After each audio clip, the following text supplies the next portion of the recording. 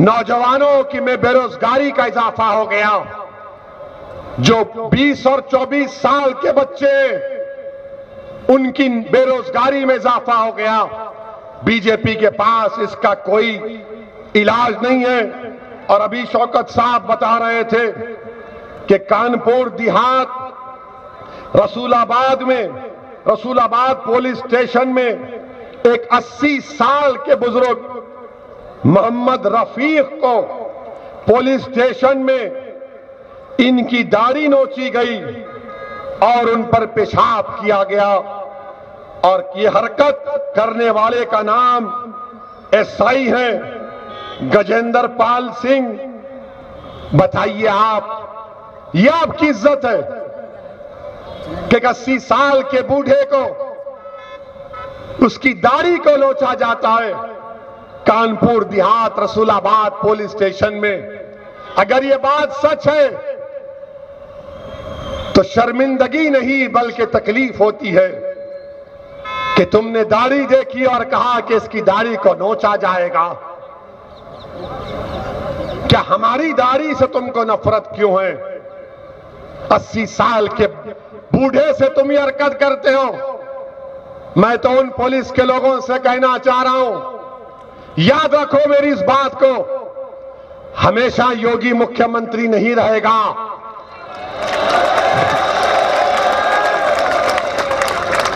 हमेशा मोदी प्रधानमंत्री नहीं रहेगा। और हम मुसलमान वक्त के एतबार से खामोश जरूर हैं, मगर याद रखो हम तुम्हारे जुल्म को भूलने वाले नहीं हैं। हम तुम्हारे जुल्म को याद रखेंगे। अल्लाह अपनी ताकत के जरिए तुमको निस्तो नाबूद करेगा इंशाअल्लाह ताला। और हम याद रखेंगे, हालात बदलेंगे। जब कौन बचाने आएगा तुमको? जब योगी अपने मठ में चले जाएंगे, मोदी पहाड़ों में चले जाएंगे, हो सकता है या कहीं पर जाकर रहेंगे। जब कौन आएगा? हम नहीं भूलेंगे, याद रखो। हम वो भी नहीं भूलेंगे कि एक मुसलमान ऑटो रिक्शा ड्राइवर को एक दंगाई बजरंग दल जो भी थे उसको मार रहे थे। वो बच्ची अपने बाप को बचाने की कोशिश कर रही थी। यही कानपुर में हुआ था ना। हम याद रखेंगे, वो बच्ची उस बाप की बेटी नहीं, मेरी बेटी है। मैं उसकी तकलीफ को नहीं भूलने दूंगा इंशाअल्लाह ताला।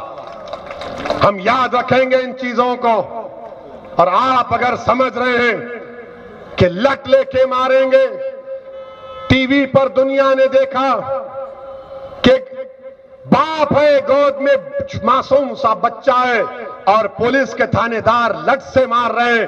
बाप कह रहा है बच्चे को लगेगी, बच्चे को लगेगी। गाड़ी में एक आदमी बैठा हुआ है तो थानेदार साहब कह रहे हैं हीरो बनता है, तुझे हीरो बनाऊंगा। अरे तुम आज अपने वर्दी की ताकत पर जिसको डरा रहे हो कि हीरो हीरो बनेगा, कल तुम जीरो बनोगे इंशाअल्लाह ताला। तुम जीरो बनोगे इंशाअल्लाह ताला। जिंदगी का कोई भरोसा नहीं है। बड़े बड़े लोग उड़ जाते हैं। मौत आएगी इंशाअल्लाह ताला, मुझे भी आएगी।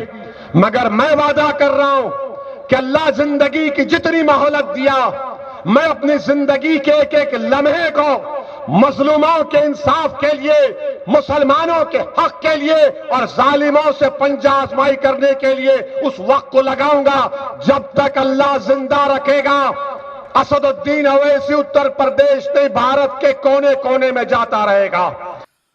देखिए, ऐसा है कि ये सब बातें तो वो आदतन बोलते हैं, फितरतन बोलते हैं, शरारतन बोलते हैं।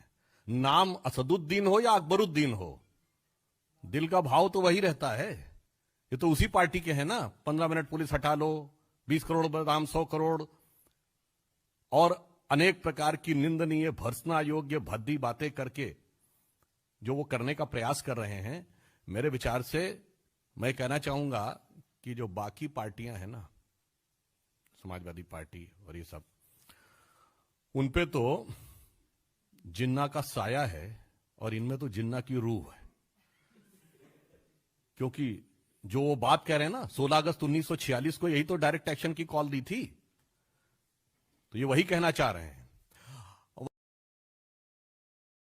वाले नहीं हैं जो कहते हैं ना हम ये कर देंगे वो कर देंगे, नस्लें खत्म कर देंगे, तो मैं कह दूंगा वैसी हसरतों की नाकामी अपने दिल में लिए तमाम नस्लें चली गईं, क्योंकि हमारे लिए कहा गया है कुछ बात है कि हस्ती मिटती नहीं हमारी, सदियों रहा है दुश्मन दौरे जहां हमारा, यूनान मिस्र रोमा सब मिट गए जहां से, बाकी अभी तलक है नामो निशा हमारा।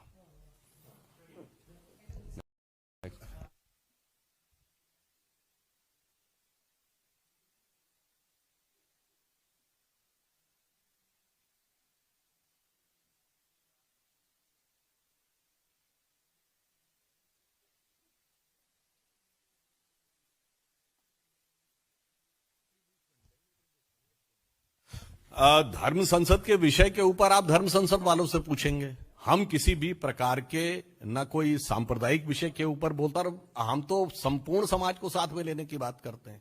और धर्म का विषय तो आप हमसे क्यों पूछ रहे हैं साहब? यह देश तो धर्म प्राण देश है। बताइए सर्वोच्च न्यायालय के एम्बलम पे क्या लिखा है? यतो धर्मस ततो जया।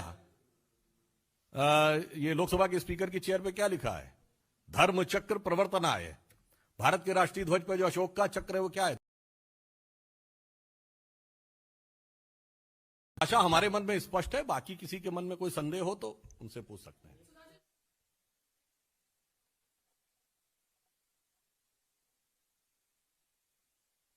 इस विषय पे जो भी सरकारी विभाग हैं वो अपने अनुसार कार्य करते हैं। अब अगर आप यही बात देखें तो अगर एसआईटी की रिपोर्ट हमारे गृह राज्य मंत्री है, वही सरकारी एजेंसी पूछताछ करने लगती है तो वह हैरेसमेंट है। तो दो में से एक आरोप पहले तय कर लें, अब दो में से एक आरोप तय कर लें, तब हम उनका उत्तर दे देंगे।